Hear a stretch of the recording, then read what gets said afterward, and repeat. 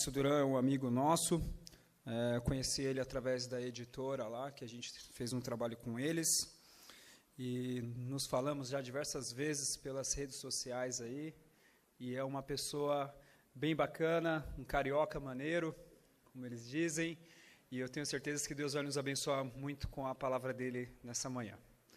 Pai, queremos te agradecer por ter permitido esse encontro e podemos estar aqui, Senhor Deus, revendo amigos e fazendo amigos novos.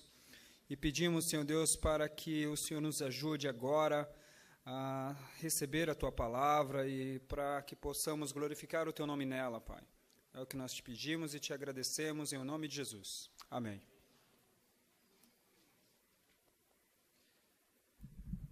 Bom dia a todos e todas. Deixa eu corrigir. Um bom dia a todas e todos.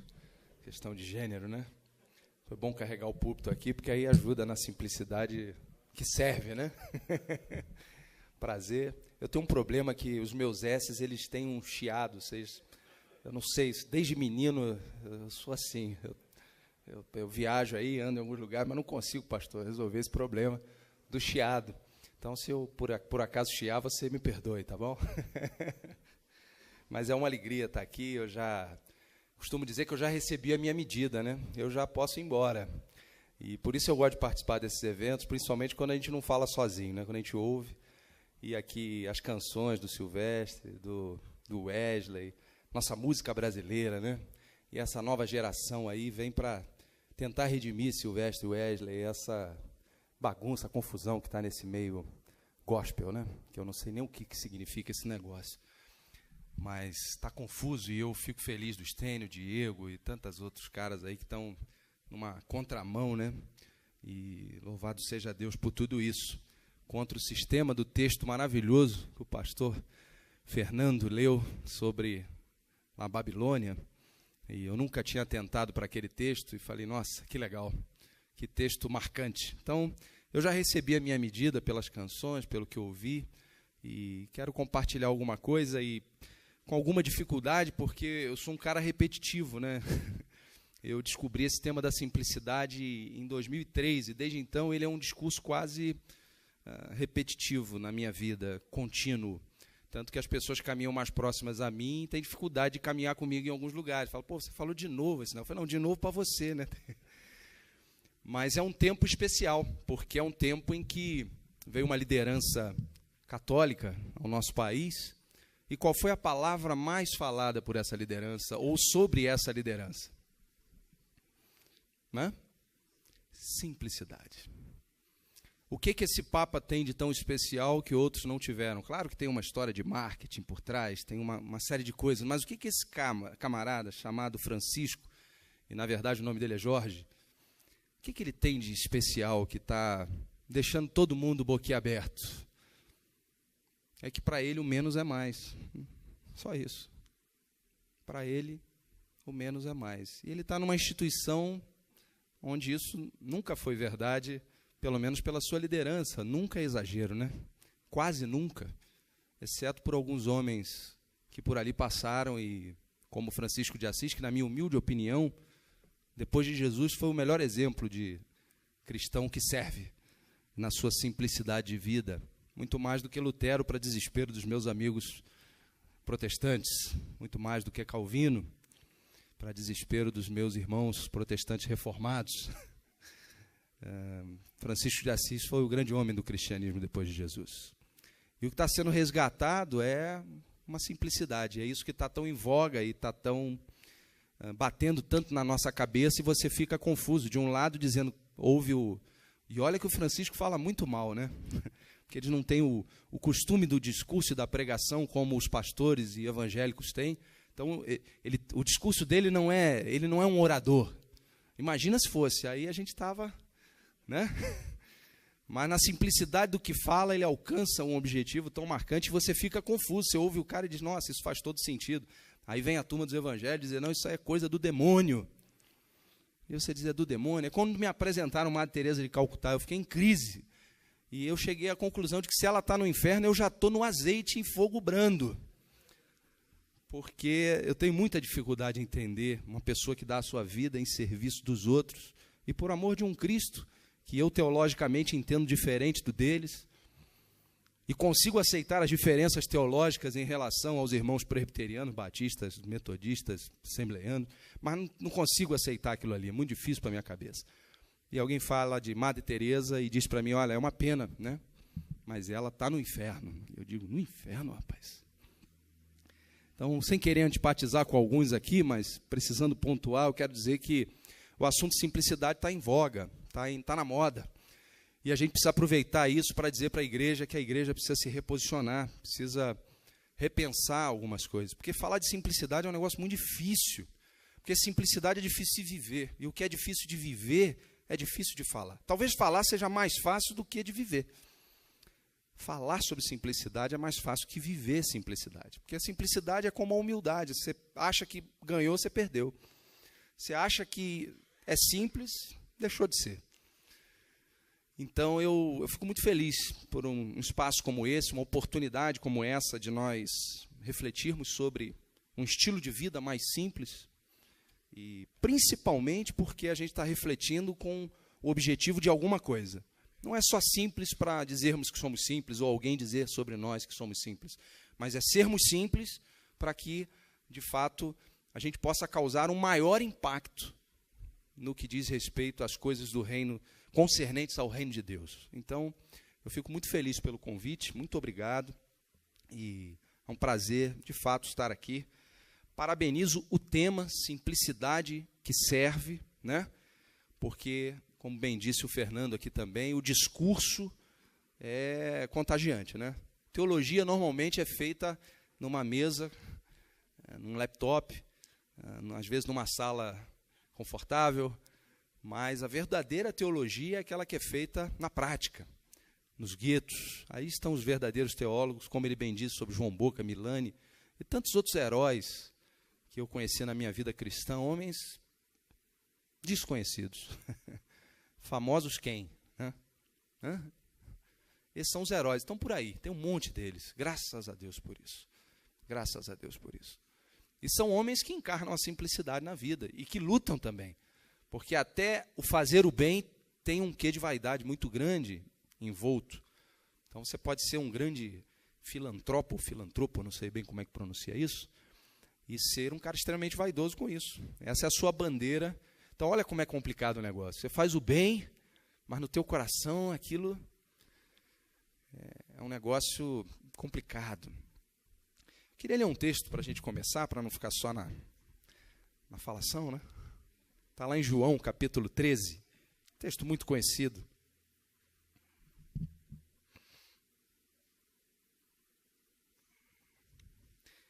Que é o lava-pés de Jesus, dos seus discípulos. João, capítulo 13, diz assim no verso 1. Um pouco antes da festa da Páscoa, sabendo Jesus que havia chegado o tempo em que deixaria este mundo e iria para o Pai, tendo amado os seus que estavam no mundo, amou-os até o fim. Estava sendo servido o jantar e o diabo já havia induzido Judas Iscariotes, filho de Simão, a trair Jesus. Jesus sabia que o Pai havia colocado todas as coisas debaixo do seu poder e que viera de Deus e estava voltando para Deus. Assim levantou-se da mesa, tirou sua capa e colocou uma toalha em volta da cintura. Depois disso, derramou água numa bacia e começou a lavar os pés dos seus discípulos, enxugando-os com a toalha que estava em sua cintura. Chegou-se Simão Pedro, que lhe disse, Senhor, vais lavar os meus pés? Respondeu Jesus, você não compreende agora o que estou lhe fazendo, mais tarde, porém, entenderá. Disse Pedro, não, nunca lavarás os meus pés. Jesus respondeu, se eu não os lavar, você não terá parte comigo. Respondeu Simão Pedro, então, Senhor, não apenas os meus pés, mas também as minhas mãos e a minha cabeça. Respondeu Jesus, quem já se banhou precisa apenas lavar os pés, todo o seu corpo está limpo. Vocês estão limpos, mas nem todos. Pois ele sabia quem iria traí-lo e por isso disse que nem todos estavam limpos. Quando terminou de lavar-lhes os pés, Jesus tornou a vestir sua capa e voltou ao seu lugar. Então lhes perguntou, vocês entendem o que lhes fiz? Vocês me chamam mestre e senhor, e com razão, pois eu o sou. Pois bem, se eu, sendo senhor e mestre de vocês, lavei-lhes os pés, vocês também devem lavar os pés uns dos outros. Eu lhes dei o exemplo, para que vocês façam como lhes fiz. Digo-lhes verdadeiramente que nenhum escravo é maior do que o seu senhor, como também nenhum mensageiro é maior do que aquele que o enviou. Agora que vocês sabem essas coisas. Felizes serão se as praticarem. Senhor Jesus, nessa manhã, que Tu possas trazer, abrir o nosso coração e trazer ao nosso entendimento, Senhor, as coisas que vêm do Teu Espírito e que são parte do reino de Deus contra o anti-reino, Senhor, a Babilônia, em nome de Jesus. Amém. Esse é um texto clássico, conhecido, uma prática que a igreja poderia ter incorporado de uma maneira mais efetiva na sua liturgia, o lava-pés de Jesus. Porque ela relembra a gente da nossa simplicidade, da necessidade que nós fazemos com os outros, isso, servir uns aos outros. Então, fica aqui um convite ao pastor, que a gente retome isso. Eu sei que não é simples, é uma molhação danada, mas que a gente de vez em quando faça o lava-pés. Lembre disso. São símbolos, como a ceia, que tem muito mais do que um símbolo, mas é também um símbolo de nós nos lembrarmos da comunhão, do partir do pão e do vinho. E eu acho que o lava-pés tem um significado, mas tem algumas coisas aqui que me chamam a atenção e poucas. O verso 7, Jesus diz para Pedro: você não compreende agora o que lhe estou fazendo, mais tarde, porém, entenderá. A minha pergunta é: a igreja já entendeu o que Jesus fez? Porque me parece que isso ficou perdido no tempo. Isso nós não entendemos ainda. A liderança. A gente faz uma confusão com o serviço do reino de Deus e com cargos. A gente tem um esquema hierarquizado quando a hierarquia do reino de Deus é inversa, é a pirâmide invertida, né? O que é maior, sirva o menor. O que é menor será maior. Entre os nascidos de mulher, ninguém é maior do que João Batista. Aí Jesus completa, mas no reino de Deus ele é o menor. O menor será maior que ele. Que confusão, rapaz. A nossa cabeça é hierarquizada, né? A gente gosta do general, daquele que é o cabeça. A gente gosta da pirâmide porque a gente entende isso. Eu devo obediência, que deve obediência. E quando aquele que, teoricamente, você deve obediência te serve, você bagunça a tua cabeça. Então, quando o pastor da comunidade aqui diz: olha, eu estou servindo os irmãos não entendem esse negócio. Como assim, pastor? Eu que tenho que servir? O pastor diz: não, nós temos que servir uns aos outros. Assim que o mestre, ele disse: se eu, sendo mestre e Senhor, fiz isso, façam uns com os outros. Esse é o princípio do reino de Deus, da simplicidade. E por isso é tão difícil, porque a vida nos induz a nós sermos servidos e nós acumularmos. E eu queria deixar também uma mensagem logo de cara para todo mundo. Simplicidade não tem a ver só com grana. Se fosse grana, era menos complicado. Era complicado, mas era menos complicado. Porque o dinheiro é o palpável, né? Ou o cara tem ou não tem. Mas eu conheço cara que é rico e é simples. Eu conheço gente pobre que é orgulhosa demais. Eu fui pastor numa comunidade por 7 anos na favela, no Rio de Janeiro. Esse discurso de simplicidade, que foi tema do meu mestrado e virou um livreto, um livro, Teologia da Simplicidade. E eu falava, e isso era complicado, porque o Brasil crescendo economicamente, o cara que é pobre, que está lá na favela e começa a ter chance de comprar suas coisinhas, diz: pô, pastor, que conversa, né? Eu quero é bênção, pastor, eu quero vitória. E eu falei: eu acho que eu estou no lugar errado, falando do assunto errado. Porque os caras já são simples, mas ou são pobres por circunstâncias da vida e não porque escolheram. Não é um negócio voluntário. Eles são porque são. E agora que eles têm chance de melhorar, eu venho com um discurso. Eu falei: acho que eu estou fora de espaço e de época. Mas está lá o nosso projeto no Rio de Janeiro, na Casa do Mestre, que eu adoro falar também, porque isso tem todo um sentido de vaidade, né? A gente gosta de falar das coisas que a gente realiza, né? Você vê como é complicado, queridos? É um negócio muito difícil. Então, quando me chamam, o Alain me chamou, eu falei: pô, Alain, que complicação esse negócio, rapaz. Como é que eu vou falar sobre esse assunto? Adoro falar sobre a Casa do Mestre. Quer que eu fale mais? Tem um pregador muito conhecido chamado Paulo Júnior, talvez aqui o pessoal conheça. Paulo Júnior disse que isso é uma masturbação, né? É um negócio que é oculto. Então ele fala lá, o músico lá, está se masturbando, que para ele é um prazer, né? Ele está ali na guitarra, ele está...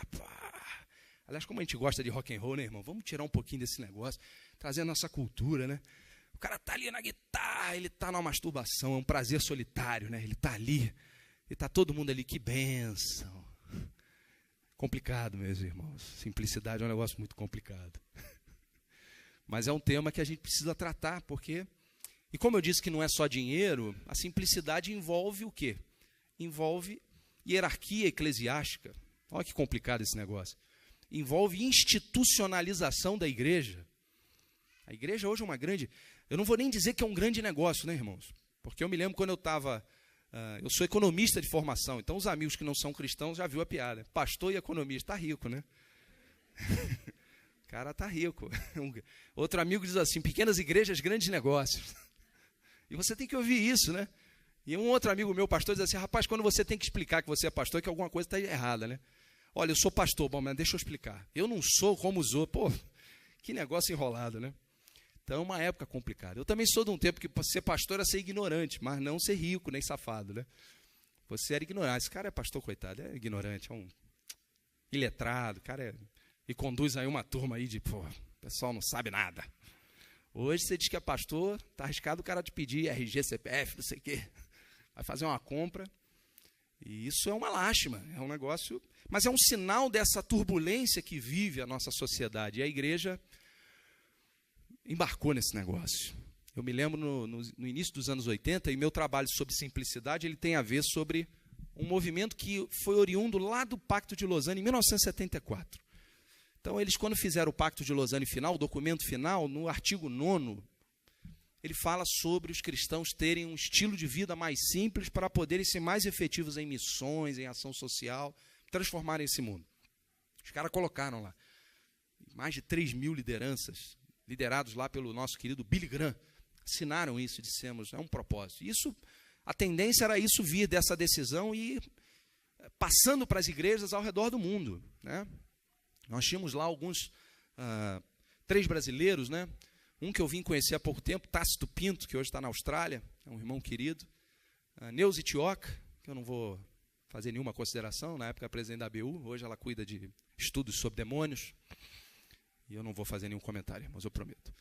E o outro, saudoso Robson Cavalcante, né, que faleceu de maneira trágica lá em Olinda. Para nossa tristeza, vai-se um irmão querido. E eles propõem isso e resolvem aprofundar o assunto, e aí fazem uma consulta internacional em 1980, reúnem lá uma galera lá de lideranças, onde estavam esses 3 irmãos que eu falei, chamada Consulta Internacional sobre Estilo de Vida Simples. E eu, quando descobri isso, falei, nossa. E é incrível, porque foi em 1980 e foi exatamente nos anos 80 que surge no mundo, inclusive no Brasil, o casal Baker, depois Jim Swaggart, com um outro tipo de discurso. Porque a teologia da prosperidade que estão falando, ela não é só grana, ela é tudo, né? Então o irmão Wesley cantou aqui sobre quando vem o remédio não cura a doença, né? Gera uma loucura. É isso mesmo. Então é a questão da saúde plena. Você não só tem que ser rico, como você tem que ter saúde plena. E aí a esquizofrenia gospel, ela vai crescendo, né? Ela não tem limite. Então não só você tem que ter grana, como você tem que ter saúde plena, como também as coisas todas têm que dar certo. Você é um vencedor. As coisas têm que acontecer. E aí a confusão bíblica, né? Porque a Bíblia é o inverso, né? Carrega a sua cruz e me siga, né? Pô, Paulo era um cara que fazia milagre, mas diz lá para Timóteo que para curar a enfermidade dele tome um vinho. Pô, Paulo, você ressuscitou lá o cara lá que você derrubou lá. Derrubou não, coitado, ele dormiu lá na janela, né? E você não teve capacidade de curar Timóteo da sua enfermidade. Eu acho que era Timóteo, talvez esteja enganado, né? Não esqueça de tomar o vinho. Então, é uma confusão bíblica, né? E não só isso, vai gerando uma confusão. Eu conheci uma senhora que cantava na igreja e ela ficou muda e surda. As duas coisas. Porque às vezes a pessoa é muda, mas não é surda, né? Tem uma coisa dessa. E era difícil o nosso diálogo, porque ela também tinha ficado surdo-muda há pouco tempo, então ela não sabia a linguagem, eu também não sei, então a gente se comunicava com leitura labial, né? E ela falava um sussurro assim, porque ela ainda conseguia falar. Mas ela ficou doente na alma, quer dizer, ela ficou doente no corpo, e aí ela disse, não, Jesus vai me curar, porque ele me deu o dom do louvor, né? Quer dizer, ministério de louvor, nunca vi isso na Bíblia, é outra confusão nossa, dos nossos dias, né? Quer dizer, a música é um acessório da adoração, uma vida de adoração, né? Você vive a adoração, você não canta a adoração, você vive a adoração. Você é né? Eu tenho em mim um canto de vitória, eu sou isso. Então, nessa confusão na vida dessa irmã, ela falou, não, pastor, tem alguma coisa errada, Deus vai me curar. E não foi curada, e não sendo curada, está ficando doida. Doida mesmo. Você pira, você já não sabe, mas peraí. Cadê a minha verdade? Onde está a minha verdade? Não existe essa verdade? Isso foi incutido, então uma confusão. E esses caras, através dos programas de televisão, eles simplesmente atropelam qualquer outro movimento que diz outra coisa. Que diz que você precisa ter uma vida mais simples para alcançar. Não apenas financeiramente, não é só porque vai te sobrar recurso para investir, mas porque você vai impactar com a sua simplicidade. Nos projetos que eu fiz na Visão Mundial e no Mackenzie, a gente caminha com alguns artistas, gospel e não gospel. E tem um artista não gospel, que eu não vou citar o nome, que é extremamente simples, e é um cara muito famoso. E eu fui falar com ele, falei, rapaz, eu quero te agradecer pela... Não sei nem como é que eu te digo isso. Você é gente, cara. Eu te tratei como gente desde o início, porque eu não trato assim ninguém, né, irmãos? Não quero ser tratado assim, não vou tratar porque o cara é artista, né? Mas você é muito gente, cara. E ele falou assim, ué, eu tinha que ser diferente? E eu falei, é verdade. Eu estou te elogiando por um negócio. É igual o bom samaritano. Jesus chamou o samaritano de bom, irmãos? Por que não? Porque ele fez o que tinha que ser feito. Ele não fez nada além do que tinha que ser feito. Nós é que dizemos que ele é o bom samaritano. Pode pegar lá o texto, ver se eu estou enganado. Ver se tem alguma referência aí a bom. Nenhuma. Ele fez o que tinha que ser feito. Jesus, então, apresenta esse camarada. Né? Você sabe como seria essa história hoje em dia, né? Vocês já sabem, né? Como é que Jesus contaria essa história nas nossas igrejas hoje em dia? Você acha que era samaritano? Não, era um macumbeiro. Estava o irmão passando e foi assaltado. Vamos parafrasear Jesus aqui, que Deus me perdoe, né? Ou tá colocando aí um tio aí no texto bíblico aí, Deus vai te pesar a mão, hein? Estava lá passando o irmão e tomou uma surra, foi assaltado, ficou todo quebrado no meio da estrada, quase morto. Passou o levita, o termo miserável, né, meu irmão? Que negócio de levita, se você e o Wesley, vocês não estão nesse negócio de levita, não, né? Pelo amor de Deus, né? Levita era porteiro, inclusive, não tinha nada a ver com música. Música também, mas era uma das funções de um levita, né? Da tribo de Levi. Passou o levita, viu o cara todo arrebentado e lembrou o quê? O ensaio. O pastor vai me tirar da escala, brother. Não dá, eu vou lá resolver esse negócio, é hoje. Sinto muito, parceiro, vou embora. Foi-se embora. E aí depois vem quem? Quem que Jesus fala lá? O segundo? Sacerdote. Olha aí, desculpa, mas é o pastorzão, né? Passou o pastor e disse, nossa, eu tenho que começar o culto. Não vai dar. Comprei uma junta de bois, preciso experimentar. Casei-me, não posso ir. Tem o culto na hora, que a nossa vida às vezes é cultocêntrica, né? A gente vive o culto é o centro da nossa vida, né? Eu me lembro que eu falava na igreja anos atrás sobre a gente se envolver mais com a igreja, mas na minha cabeça se envolver mais com a igreja era cuidar mais disso aqui, ó. E não se envolver com o serviço do corpo de Cristo, né? E foi chegando, depois comecei a ficar sem sentido, né? Mas peraí, é o cara que carrega a chave, que abre a porta, que fecha. Não que isso não seja importante, tá, queridos? Isso é importante, senão as coisas também não funcionam. Mas isso não é a vida cristã, isso é uma parte dela, né? E aí ele dizia, ia passando por ali quem? O macumbeiro, batedor de tambor. Viu o cara e o que? O resto da história não vou contar, né, irmãos? Vocês já sabem ela de frente para trás, né? Esse é o Jesus que desagrada a gregos, romanos, judeus e de todos os povos, todas as lideranças. Ele era um inconveniente, um discurso esquisitíssimo, comilão, beberrão, se sentava com prostitutas, marginais e todos aqueles que ninguém queria falar. E aos religiosos que esperavam um abraço, um beijo, um carinho, só burdoada, irmãos. Não é? A ira de Jesus é em cima de quem? Levanta. Imagina hoje em dia, irmãos. Imagina hoje em dia. Eu ia crucificar ele muito mais rápido. Muito mais. Mata o cara. Acaba com esse negócio. Esse negócio está sendo gravado, a gente fala as coisas, mas vamos em frente, né? Você vai nessas feiras cristãs, rapaz, eu fico desesperado. E eu estou inserido nesse meio por conta de trabalho, tá, irmãos? Mas eu fico imaginando Jesus entrando ali e olhando aquelas coisas, né? Crescimento do reino de Deus. E ele diz, vocês não entenderam, cara. Pedro chama Jesus e diz, Jesus, vamos resolver na espada agora. Tem tanta história de Jesus curiosa. Vão lá e pede para a gente passar ali para poder cortar caminho. Terra dos samaritanos. Chega lá os discípulos em nome de Jesus, dizem, viemos aqui em nome do mestre, queremos passar por aqui. E o cara solenemente disse, não, por aqui você não vai passar não, campeão. Nem você, nem ninguém, nem o teu mestre. Pode voltar. Ele volta para Jesus e diz o quê? Mestre, agora sim. Desafiaram o poder. Todo gigante que se levanta contra nós há de cair. Aleluia. E você que vai assistir aí do palco, aí eu aqui no palco brilhando. Que teologia é essa, irmãos? Que confusão, né?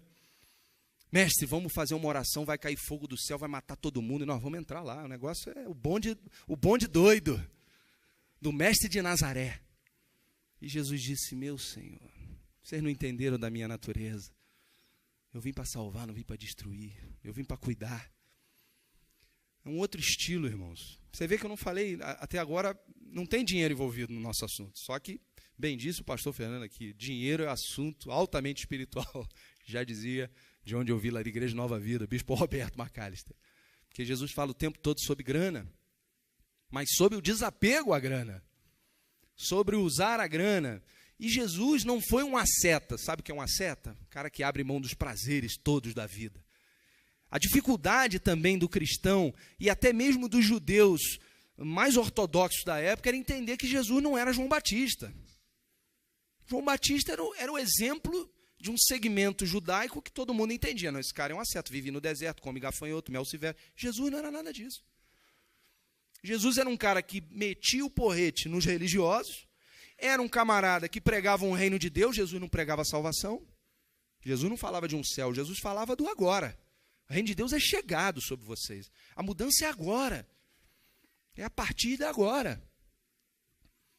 O céu, e quando eu entendi isso, parece que é um piano na minha cabeça. Eu entendi que o céu é um prêmio. A gente tem o costume de trazer alguém para o reino de Deus, para a igreja, a pessoa se converte e a gente acha que o trabalho acabou. O trabalho começou. E a gente acha, não, já está aí, porque a salvação para nós é o mais importante. É o Jesus como Salvador, mas o mais importante na Bíblia é o Jesus como Senhor. Senhor, Quírios da igreja. É outra conversa. E Jesus, então, vem de um jeito diferente. João Batista diz, não sou digno. Irmãos, vamos falar sobre João Batista? João Batista era o quê? Qual era o grau de parentesco de Jesus? Primo, né? Por que João Batista tinha dúvida de que Jesus era o Messias? Vamos lembrar as histórias? As duas mães grávidas, Isabel chega para Maria, Maria chega para Maria e João Batista no ventre dela começa um rebuliço. A mulher se enche do Espírito Santo e começa a falar um monte para Maria. Você acha que João Batista nunca soube dessa história? A mãe nunca contou essa história para ele? Meu filho, você não sabe, quando você era no meu ventre, eu fui na casa da tua tia, lá no teu primo, cara. Você não sabe o que aconteceu. Você acha que João Batista não sabia dessa história? Vamos mais. João Batista conviveu com Jesus. Viu que ele era um menino, como outro menino. Jesus homem, mas ele conviveu com um menino diferente. Que aos 12 anos discutia com doutores da lei. Não é um menino qualquer. João Batista percebeu isso. João Batista começa o seu ministério numa visão de Deus de algo que ele preparava o caminho para o Senhor. Ele ainda não tinha associado as coisas. Mas aí tem uma sensação, tem uma situação absolutamente transcendental. Desce uma pomba sobre um homem que vinha na sua direção, ele batizando um monte de gente. E diz o texto que veio uma voz do céu. Não sei se é audível no coração dele, veio uma voz. A Bíblia diz, né? E ele ouve, esse é meu filho amado em quem eu tenho prazer. Precisa de mais, irmãos? Algum sinal? Até o transcendental ele teve. Pois ele, quando está preso, o que ele faz com os seus discípulos, irmãos? Vai a Jesus e pergunta se ele é o Messias ou temos que esperar outro. E Jesus podia dar um fora nele, né? Dizer, tá louco, João? Você convive comigo há tanto tempo. E o que Jesus fala no seu, que reforça o seu messianismo, o fato dele ser o Cristo de Deus? Chamou os discípulos de João, vem cá. Presta atenção. Jesus, ele ensinava fazendo. Como é que ele ensinava sobre a oferta? Chamava os discípulos, vem. Olha a oferta da viúva, olha aquela mulher. Ela está dando tudo que ela tem. Você viu o outro? Ele deu do que sobra.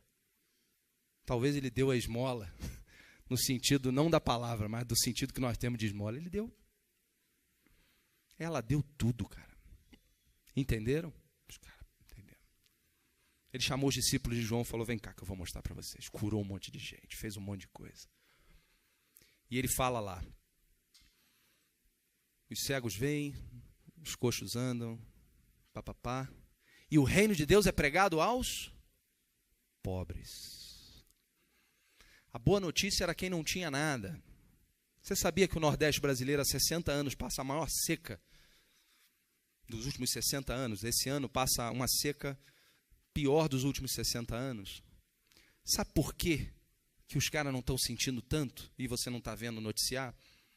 Porque existe uma política assistencialista no Brasil, que nós criticamos tanto. É duro falar isso, irmãos, mas graças a Deus pelo Bolsa Família. Eu não estou falando de política nem de partido político em nome de Jesus. Eu estou falando que se as nossas prioridades não forem para aquilo que é de fato prioritário, vamos fazer uma brincadeira na tua casa? Estão roubando o teu carro, tua casa está pegando fogo e teu filho de 2 anos está pendurado na janela. O que você vai resolver primeiro, querido? Responde sem pensar, em nome de Jesus. Se disser que é o carro, eu vou embora. O homem pensa, né? Pô, meu carro, arranhado já é um desespero, né? Você vai correr para salvar teu filho. A casa, meu irmão. O carro, então... A gente não dá prioridade ao que é prioritário. Aí vem o Papa Francisco e diz assim, não importa se é budista, não sei o quê, muçulmano, católico, cristão, protestante, vamos cuidar de quem tem fome. Depois a gente vê essa questão teológica. E aí eu sou obrigado a ouvir isso e bater palma, querido. O que eu vou falar, meu irmão? Eu vou xingar o cara? Se as lideranças que estão no Brasil hoje, com grande poder de mídia, e obviamente tem muita liderança boa no Brasil, mas as lideranças que têm o poder econômico estão falando outra coisa, vendendo Bíblia a R$900. Que Bíblia cara, né? Que Bíblia cara, meu irmão. Eu fiz até um comentário uma vez no meu blog, agora eu posso falar. O custo da Bíblia de R$900 era, tirando todos os gastos, deixa eu fazer aqui uma conta rápida, era R$234 de custo. Quem é bom de matemática aí? Vê qual é o lucro dessa Bíblia. R$666. Só pode, né, irmão? Só pode ser um negócio do demônio, né? Fui eu que inventei isso aí, tá, irmão? Que uma Bíblia de R$900 só pode ser um troço. Então a gente vê as lideranças. Quanta diferença. Então nos anos 80 esse negócio invade. Nos anos 90 algumas lideranças cristãs se levantam contra isso. Igrejas tradicionais no Brasil. Eu no meu coração dizia, isso não vai entrar na igreja. Eu me lembro de um livro do Paulo Romero chamado Supercrentes. Falei, isso aí, pô, isso é um negócio de momento. É uma onda. Meu irmão, que onda longa, que caixote. Pô, já não aguento mais engolir água, meu irmão. Você já tomou caixote em praia? Nossa, tu não sabe se está em cima, embaixo, se você está de frente, a luz do sol se bater, você diz, não, o céu é para lá, né? Mas você está tomando e entra areia em tudo que é lugar. Você só vai descobrir quando de areia quando você chega em casa na hora de tomar banho, né? Você tira a roupa que você vê que tinha areia em tudo. Nós estamos num caixote que não acaba. Eu já estou cansado de engolir água. E o negócio não muda. Aí eu fico, Senhor, será que o Senhor trouxe o Papa ao Brasil para a gente poder falar para a igreja brasileira que nós precisamos viver uma vida mais simples? Eu separei um monte de coisa aqui para falar, mas eu nunca falo, irmãos. É a mesma coisa que nada, né? Você pega o estilo de vida de Jesus, nasceu numa manjedoura.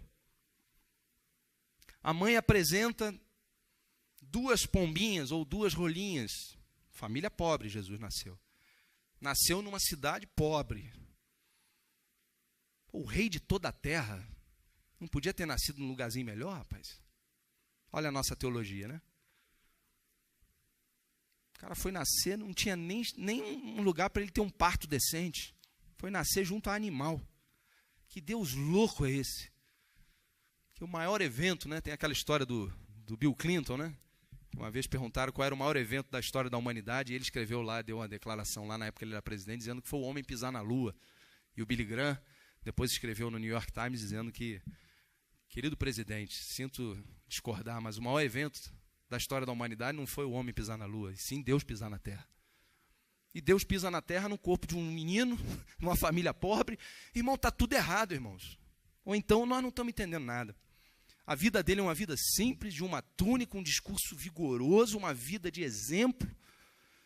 O filho do homem não tem onde reclinar a cabeça. Quando você for, não leve 2 túnicas, não leve sobra, não leve dinheiro, não leve nada. Se alguém te saudar, dê a paz, senão a paz volta para você. Que discurso agudo. Que homem é esse? E uma vez um imbecil virou para mim e disse, não, mas a túnica dele era valorosa. Os caras jogaram sorte sobre a túnica de Jesus. É duro ouvir isso, né, irmãos? O cara só tinha uma, né? Se fosse hoje, eu ia ter que ter uma roupa Master Plus, né? Não dá para comprar na José Paulino, né? Não ia dar, que só tem uma, né? Ela vai andar aí um mês, acabou a roupa. Tinha uma túnica, né, irmãos? Então, a vida de simplicidade tem a ver com grana, mas tem a ver também com o teu coração. Os discípulos estavam ali andando na vida de pobreza de Jesus, ou não estavam? 3 anos. Ou você acha que alguém tinha um conforto, um biscoito escondido? Uma bolacha escondida? Biscoito é muito carioca, né? Tinha uma bolacha escondida. Você acha que alguém tinha? Não, você está comendo a mesma comida, bebendo. Hoje tem comida? Tem. Não tem? Não tem.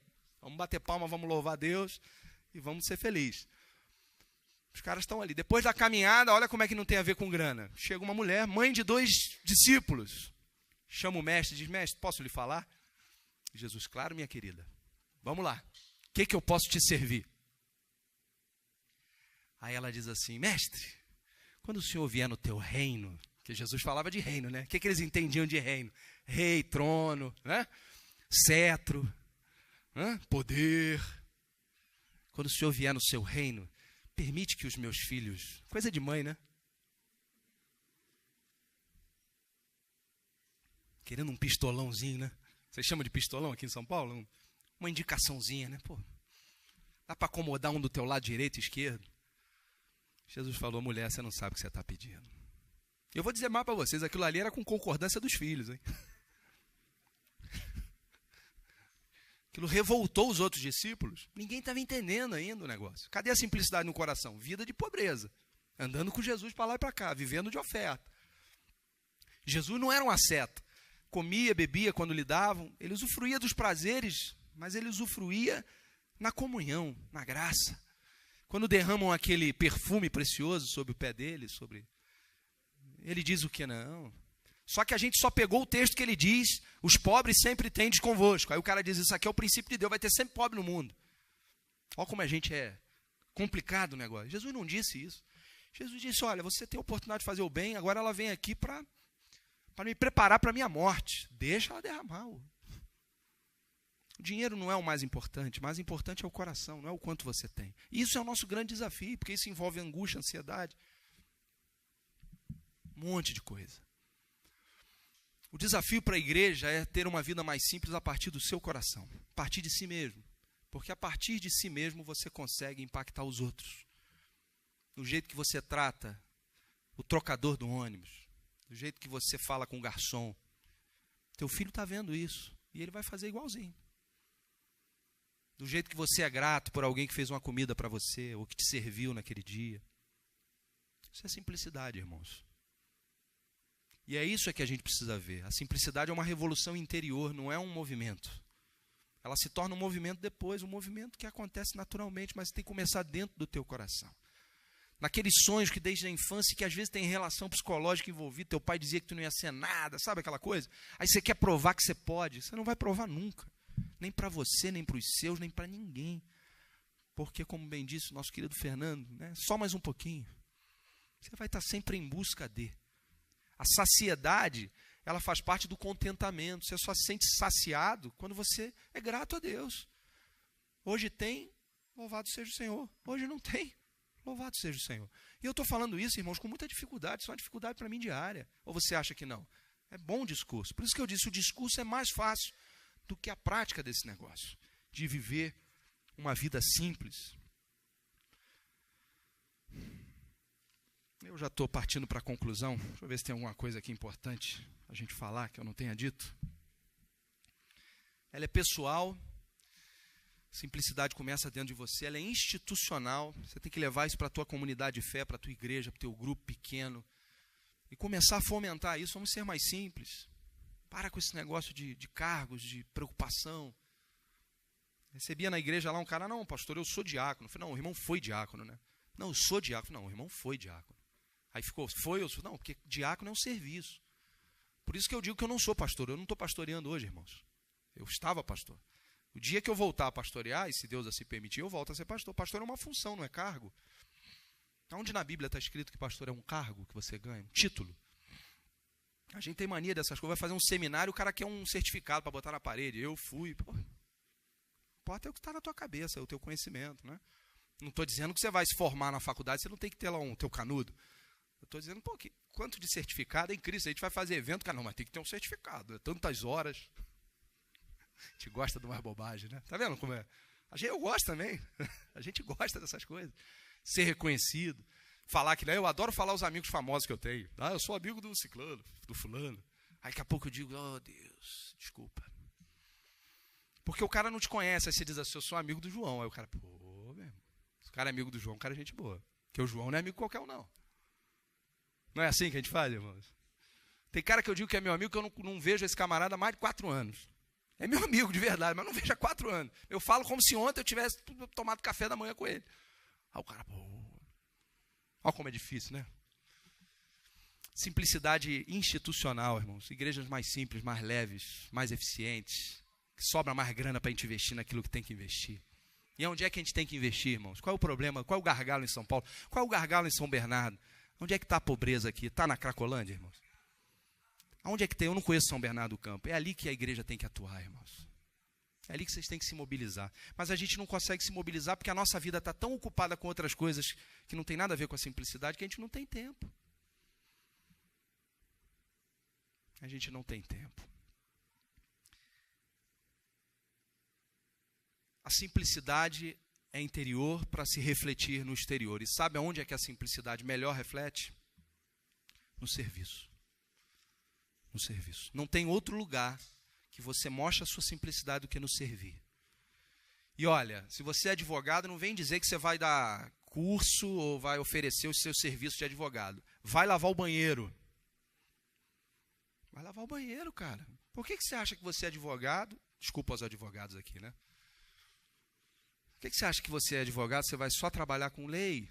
Ah, porque eu tenho um talento da lei. Tá bom, na hora que tiver a oportunidade, o pastor ou alguém vai te chamar para você ajudar nisso.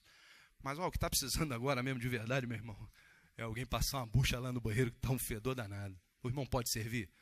Pô, de respeito comigo, pastor, dou um dízimo. Meu Senhor. Aliás, o dízimo, irmãos, é um dos maiores constrangimentos da igreja, né? Eu sempre faço essa pergunta aqui para deixar todo mundo de cabelo em pé, né? Já não basta, menos o Wesley, né? O Wesley, graças a Deus. Desculpa, tá, meu irmão? A brincadeira. Eu tomo finasterida, que é a vaidade para não ficar careca. Então, estou confessando aqui em rede nacional de televisão. A minha pergunta é, o que é mais difícil? Dar um dízimo em cima de um salário mínimo ou dar um dízimo em cima de 10 mil reais, irmãos? Pensa e me responde, rápido. Um de cada vez. Hã? Pode falar aí. Só conhece.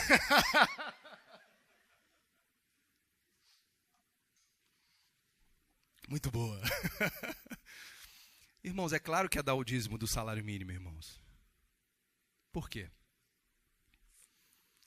Porque para quem ganha salário mínimo, tirar 10% do seu valor significa um sacrifício de amor, querido.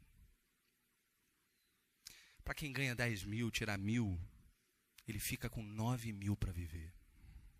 Você está entendendo? Aí Jesus diz assim, você tem que dar tudo, cara. A vida mais simples vai dizer para você com quanto de 10 mil você precisa efetivamente para viver tranquilo. Para poder comer uma pizza com a família no fim de semana. Não é para ficar em privação. E quanto é que pode sobrar disso aí para você se envolver em projetos de Deus? Dar o teu dízimo, ajudar um irmão necessitado, ajudar projetos sociais relevantes. Quanto é que sobra da tua renda para isso? E não bota na poupança para você dar depois não, porque depois se você olhar um montante, você não vai dar nunca mais. Exemplo do cara que juntou para o filho e deu para o outro. São os os heróis dessa caminhada. Dá logo. Dinheiro pegou, no reino de Deus, dinheiro tem que circular, irmão. Essa é a nossa dificuldade, a nossa luta. E o cara que dá 1000, ele acha e acaba achando que ele é um cara muito importante. Aí você convida ele para lavar o banheiro e ele fica escandalizado com aquilo. Aí sabe como é que a liderança pode talvez constranger o cara? Lavando. Ô irmão, você não vai poder fazer não? Eu vou lavar. É isso que Madre Teresa, é isso que Francisco de Assis, é isso que... Eu vou falar de alguns que eu conheço, Carlos Queiroz. É isso que alguns irmãos fazem. Se ninguém faz, eu boto a mão e faço. Não tem nenhum constrangimento nisso. Eu estou aqui para servir. É verdade que eu poderia estar instruindo os irmãos aqui com outras coisas, mas se ninguém faz, eu vou lá e faço. Porque não é vergonha para mim ir lá fazer isso. O serviço é a prova clara da simplicidade. E quanto mais próximos a gente andar do povo mais pobre, mais necessitado, mais carente, mais simples a gente vai se tornando. A luta é a vaidade porque a gente está lá, né? A gente vai querer dizer que está lá. Mas aí você vence essa luta e continua lá. Porque aí os caras vão... Aí você vai dizendo, o cara não tem nada. Eu me lembro uma vez eu fazendo... Ó, vou contar mais uma história, adoro, né? Eu estava fazendo aqueles velhos sopões. Nós criamos um grupo lá no Rio de Janeiro chamado Amigos de Francisco. Eu gosto do homem, né? Sempre gostei, irmão. Amigo não é do Papa, não. É o Francisco de Assis, tá? E nós íamos na madrugada lá. E no velho e bom sopão, que eu sempre disse, isso é melhor para nós do que para eles, porque te gera sensibilidade de diversas formas. A gente estava lá e eu sentei, né, perto de um cara que estava deitado no chão, dei a sopa a ele e falei, vou sentar aqui do ladinho dele para mostrar proximidade, né, para quebrar essa coisa de... É igual criança, quer falar com criança, abaixa na altura dela, né? Quem fala isso é o Rubem Alves. Senão ela fica vendo teu cinto, né? A criança não fala com cinto, a criança fala olhando no teu olho, né? Quer falar com a criança, abaixa e fala com ela. Imagina, eu tenho 1,86, fala, ô meu filho, o cara...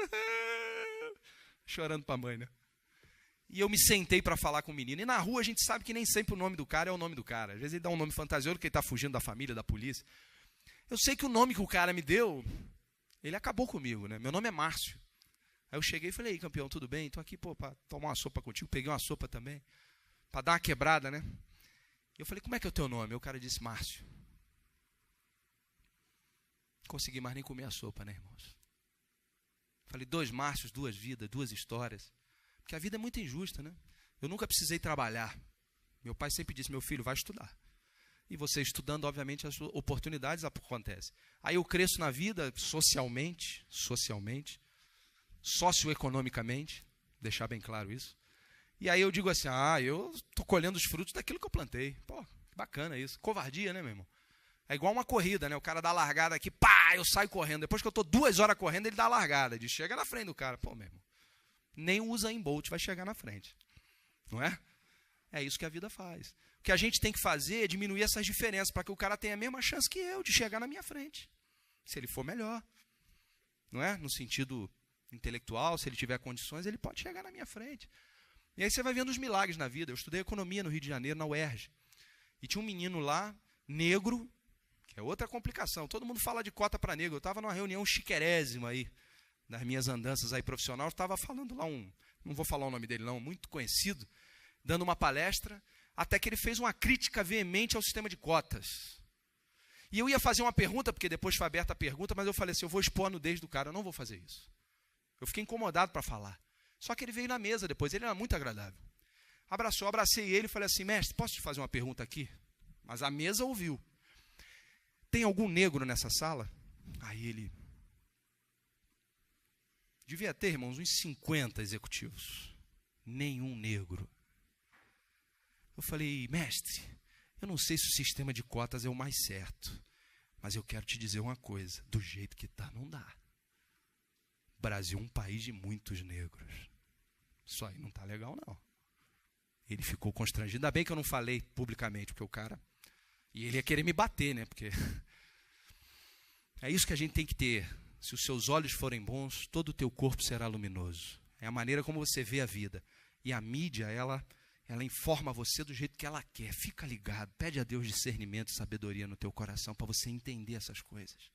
Entender que tem um sistema de forças, uma Babilônia né? Como diz o Richard Foster, né? O consumo é o Deus desse mundo, o dinheiro. E os publicitários são seus profetas. Eles fazem você ter uma necessidade de um troço que você nunca teve. Hoje, quem vive sem isso aqui, meu irmão? Você vive sem celular?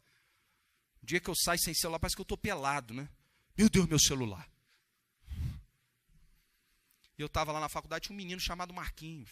Eu vou terminar com essa história, irmãos. Marquinhos era brilhante, mas o Marquinhos morava no Morro do Macaco. Negro, favelado, tudo para ser qualquer outra coisa. Porque quem é negro, né, irmão, sabe a dificuldade que é, né? No Brasil não tem preconceito. Vai ser preto para tu ver. Eu tenho um carinho com meus... Aliás, eu já tive até sociedade com o legal. Eu sou um dos poucos caras que posso chamar de crioulo. E ele não fica com raiva de mim, que ele sabe do meu coração. Que isso é uma idiotice, irmãos. Mas ele estava lá, o Marquinhos. Chegou lá na faculdade, estudando, e a gente viu que a roupa é diferente, né? Ele passou para a UERJ, mas é tudo diferente, irmãos. A UERJ não tinha mais vaga para carro, né? Porque só passa quem tem grana, pô. E o sistema de cota está errado. Aí a Globo informa, eu digo, é um absurdo, porque teu filho não passou. Ô, meu irmão, você pode pagar uma faculdade particular? Para de reclamar, paga. Mas a mídia diz, não, sistema injusto, vai segregar ainda mais branco e preto. O Marquinhos estava lá. E a gente ajudava o Marquinhos com lanche, queridos, porque ele chegava com fome. A gente combinou lá, eu e mais dois, assim, a gente está na mesa, cada dia um paga. Só o Marquinhos que não pagava, porque ele não tinha, coitado. Então, quando o Marquinhos chegava, vinha a rodada de coxinha, a gente chama de joelho, é o bauruzinho, lá no Rio é joelho. Rodada de joelho. Não, Marquinhos, chega, para ele não ficar constrangido. Só que o Marquinhos era brilhante. São os Marquinhos que a gente tem que buscar, são os brilhantes, para dar oportunidade deles irem além. E os que não forem Marquinhos, de terem dignidade, de ser um frentista, ganhar um salário, ter a sua casa, a sua família, é isso que a gente espera. E sabe quem é que pode fazer isso? Quem é que tem sensibilidade para isso? Queridos, é a igreja. É você e eu. Somos nós. E sabe como é que a gente começa a ter essa condição de ajudar os Marquinhos que por aí estão? Quando a gente se torna mais simples. Que aí sobra mais tempo, mais dinheiro, mais sensibilidade. Sobra tudo. Você está mais ligado. Encontrei o Marquinhos para encerrar a história. Encerrar essa palavra. No centro da cidade do Rio de Janeiro, todo engravatado, bonitão, rapaz. Dei um beijo nele, ele tomou um susto. O que é isso, rapaz? Fiquei emocionado. Falei, cara, parabéns, meu irmão. Não falei mais nada. E nem vou falar, que senão vou chorar, que eu choro fácil. Nós precisamos buscar esses Marquinhos aí. Tem que começar dentro do teu coração e do meu coração. Essa sensibilidade. Vamos ficar de pé? Queria fazer uma oração com você.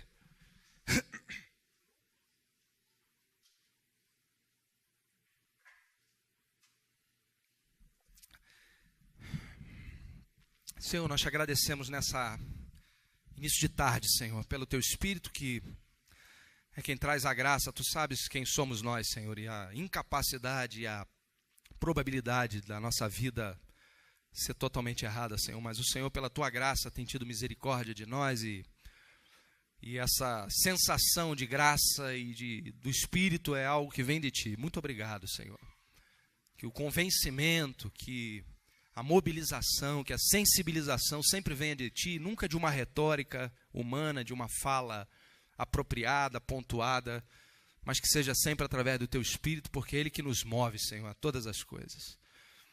Pai, em nome de Jesus, que nessa comunidade, nesses irmãos que aqui estão, que vieram, Senhor, ouvir sobre essa simplicidade, já foram tão impactados com tantas coisas que nós falamos e ouvimos e cantamos aqui, possam, Senhor, sair daqui em busca de uma simplicidade no seu coração, entendendo que nós temos que fazer como o Senhor fez conosco.